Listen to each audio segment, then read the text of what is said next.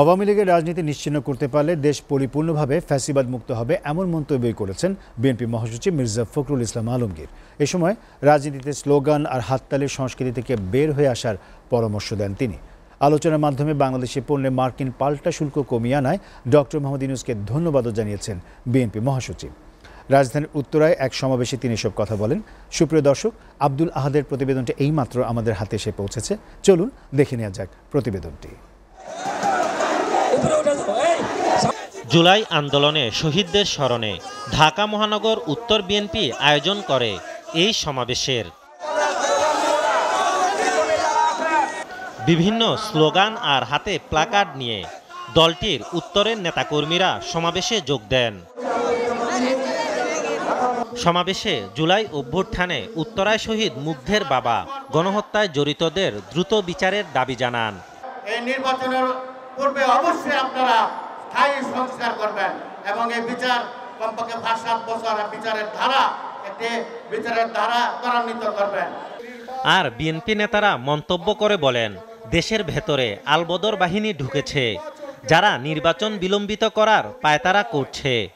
নতুন দল আলবদর বাহিনী, তারা দেশের ভিতরে ঢুকে সংস্কারের নামে, বিচারের নামে ফ্যাসিবাদকে উস্কে দিয়ে তারা নির্বাচনকে পিছিয়ে দেওয়ার অপচেষ্টা করছে। আমরা খুব দৃঢ়ভাবে বলতে চাই, কোন ষড়যন্ত্রকে আর সফল হতে দেব না। বলছে মানুষ তো মারাই যাবে, তাতে কি হয়েছে, বের হয়ে যাও থানা থেকে, বলেছে না? আমরা তাদেরকে ঘৃণা করি শেখ হাসিনা সেই পুলিশগুলোকে। তারা যদি বাংলাদেশের কোথাও থাকে তাদেরকে ধরে এনে বিচারের আওতায় আনা উচিত, আমি বিশ্বাস করি। প্রধান অতিথি মির্জা ফখরুল ইসলাম আলমগীর বক্তব্য দিতে আসলে নেতাকর্মীরা স্লোগান দিতে থাকে। এতে তিনি নেতাকর্মীদের উদ্দেশ্যে বলেন, স্লোগান আর হাততালির রাজনীতি থেকে বের হয়ে আসতে হবে, আধুনিক চিন্তার রাজনীতি করতে হবে। হাসিনা যেন ফিরে না আসে আর আমার ছেলেদেরকে হত্যা করতে না পারে, সেই ব্যবস্থা তৈরি করতে হবে। সেই জন্য বলছি, ওই যে আপনারা খালি স্লোগান আর হাততালি দেন, এটা পুরনো ব্যাপার।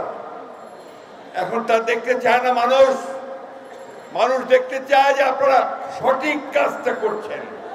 বিএনপি মহাসচিব আরো বলেন, যারা লুটপাট ও দুর্নীতি করে তাদের সাথে বিএনপি আপোষ করবে না।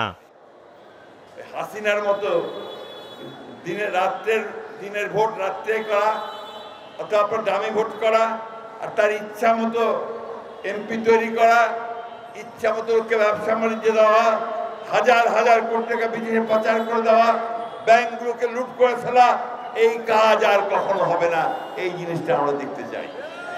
এই সময় মার্কিন যুক্তরাষ্ট্রের সাথে আলোচনার মাধ্যমে বাংলাদেশি পণ্যের উপর শুল্ক কমাতে সক্ষম হওয়ায় অন্তর্বর্তীকালীন সরকারকে ধন্যবাদ জানান মির্জা ফখরুল ইসলাম আলমগীর। আজকে একটা ভালো খবর আছে। কয়েকদিন আগে আপনারা দেখেছেন যে আমেরিকা আমাদের উপর ট্যারিফ আরোপ করেছিল, তাই না? ওটাকে পররাষ্ট্র দপ্তর এবং এই মন্ত্রীরা, অ্যাডভাইজাররা তারা আলোচনা করে এটা কমিয়ে 20% পর্যন্ত নিয়ে এসছে। সেই জন্য আমি এই ইন্টারিম গভর্নমেন্টকে, অন্তর্বর্তী সরকারকে ধন্যবাদ জানাতে চাই। আব্দুল আহাদ, এসটিভি, ঢাকা।